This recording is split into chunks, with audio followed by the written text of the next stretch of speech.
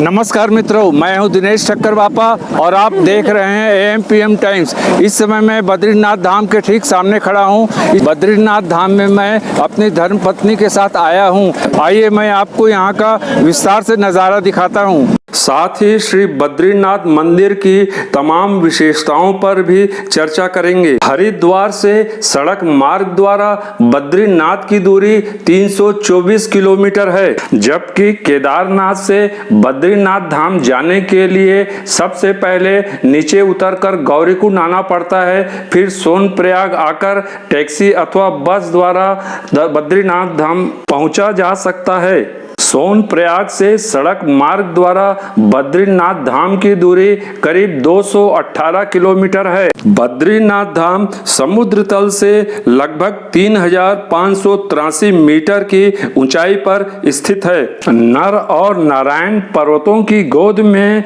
पवित्र बद्रीनाथ धाम बसा हुआ है।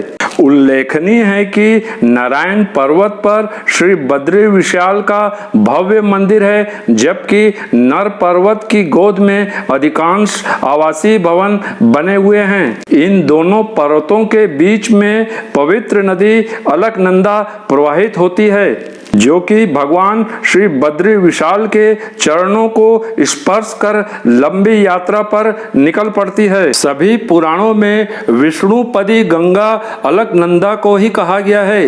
इन्हें ही आदि गंगा कहते हैं। अलकनंदा नदी में स्नान करने का बहुत अधिक महत्व है। कहते हैं कि इसके दर्शन मात्र से ही मनुष्य के सभी पाप नष्ट हो जाते हैं। पौराणिक कथाओं के अनुसार ही भगवान श्रीमन नारायण ही श्री बद्री विशाल अर्थात श्री बद्रीनाथ कहलाए। पौराणिक मान्यता के अनुसार केदार खंड में बद्री क्षेत्र की रमणीय पर्वत श्रेणियां कलकल बहती भगवती अलकनंदा और पत्र पुष्पों की दिव्य सुगंध युक्त इस सुरम स्थान की मनोरम छटा देखकर ही भगवान नारायण इस पर मुग्ध हो गए और उन्होंने यहाँ पर तप करने का निश्चय किया। लेकिन उन्हें जब यह ज्ञात हुआ कि यह स्थान शिव जी के आधिपत्य वाला क्षेत्र है, जहाँ वे देवी पार्वती के साथ निवास करते हैं, तो उन्होंने युक्ति पूर्वक शिशु का रूप धारण कर देवी पार्वती को आश्रय देने के लिए विवश कर दिया। हालांकि शिव जी इससे सहमत नहीं थे, लेकिन देवी पार्वती की जिद के कारण उन्होंने यह स्थान छोड़कर केदार पर्वत को अपना निवास बनाया, जहां शिव जी श्री केदारनाथ के नाम से विख्यात हुए। स्कंद पुराण में भी केदारखंड नामक भाग में बद्रिकाश्रम को शिव जी का प्राचीन निवास बताया गया है।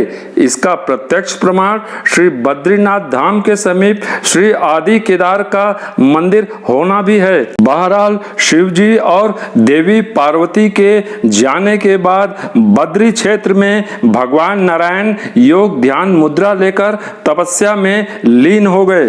पौराणिक कथाओं के अनुसार भगवान नारायण लक्ष्मी जी को छोड़कर यहाँ तपस्या करने आए थे। जब लक्ष्मी जी अपने स्वामी को ढूंढते हुए यहाँ पहुंची थी, तब उन्होंने अपने स्वामी को प्राकृतिक प्रकोपों से बचाने के लिए बेर अर्थात बद्री का वृक्ष बन गई थी और उनके ऊपर शीतल छाया कर दी थी। बद्री वृक्षों की छाया में तपस्यारत भगवान नारायण इसीलिए श्री बद्रीनाथ कहलाए। इसी बेर अर्थात बद्री वृक्ष के कारण ही यह क्षेत्र बद्री क्षेत्र और बद्रीवन कहलाता है। पुराणों में भी अनेक स्थानों पर इस क्षेत्र को बद्रीवन कहा जाता है। महाभारत वन पर्व में भी इसी स्थान पर बद्री वृक्षों का वर्णन है। इसके अनुसार पांडव जब गंधमादन पर्वत शिखर की ओर जा रहे थे, तो मार्ग में उन्होंने इन्हीं दिव्य वृक्षों को देखा था। पौराणिक कथा के अनुसार लक्ष्मी जी ने जब भगवान को योग ध्यान मुद्रा त्याग कर श्रृंगारिक मुद्रा में आने के लिए उनसे प्रार्थना की थी, तब भगवान नारायण ने संसार के कल्याणार्थ सहमत हुए थे, लेकिन 3 शर्तों के साथ। पहली शर्त यह थी कि बद्रीनाथ की घाटी तपस्या के लिए रहेगी और सांसारिक वासनाएं इस पवित्र भूमि पर नहीं आएंगी। दूसरी शर्त यह थी कि भगवान की पूजा दोनों रूपों योग ध्यान एवं श्रृंगारिक रूप में होगी। देवता इनकी पूजा योग ध्यान मुद्रा में और मानव श्रृंगारिक मुद्रा में करेंगे। तीसरी शर्त यह थी कि योग ध्यान मुद्रा में लक्ष्मी जी भगवान के बाईं ओर बैठेंगी और श्रृंगारिक मुद्रा में दाईं ओर बैठेंगी।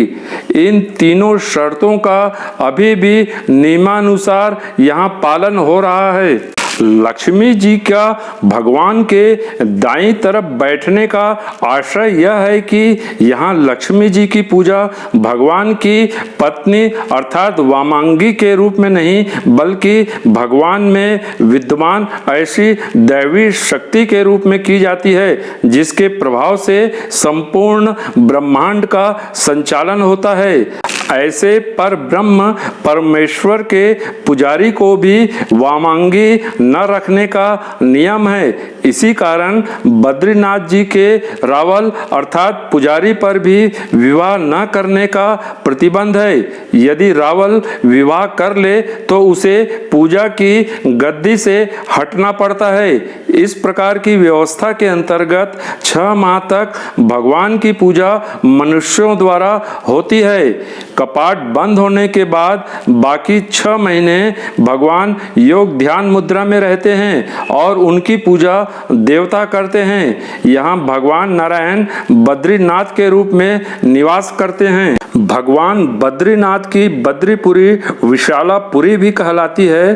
पुराणों में विशाला के अनेक अर्थ बताए गए हैं। स्कंद पुराण में लिखा है कि बद्री क्षेत्र में तीर्थों देवताओं और ऋषियों का वास है, इसलिए इसे विशाला कहा गया है। स्कंद पुराण के इस श्लोक से भी बद्रीनाथ की महत्ता जाहिर होती है, जिसके अनुसार तप योग और समाधि से तथा संपूर्ण तीर्थों में स्नान दर्शन करने से जो फल प्राप्त होता है वह बद्री विशाल भगवान के भली भांति दर्शन मात्र से मिल जाता है।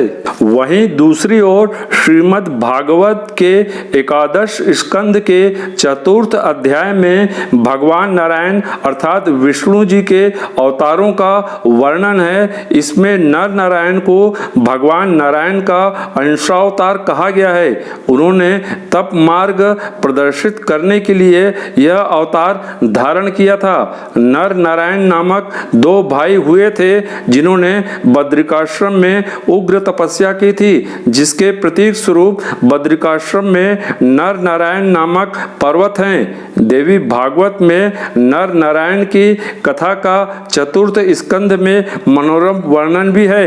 इसके अतिरिक्त वामन पुराण पद्म पुराण में भी भगवान नर नारायण की कथा का वर्णन है। स्कंद पुराण में भगवान श्री बद्री विशाल की मूर्ति स्थापना की मनोरम कथा मिलती है। इसके अंतर्गत स्वयं शंकर जी अपने पुत्र स्कंद जी से कहते हैं कि हे पुत्र, मैं नारद कुंड से मूर्ति को सन्यासी के रूप में उठाकर स्थापित करूंगा, जिसके दर्शन मात्र से कैसे भी पाप क्यों न हो उसके पाप उसी प्रकार भाग जाएंगे जैसे सिंह को देखकर हाथियों के झुंड भाग जाते हैं।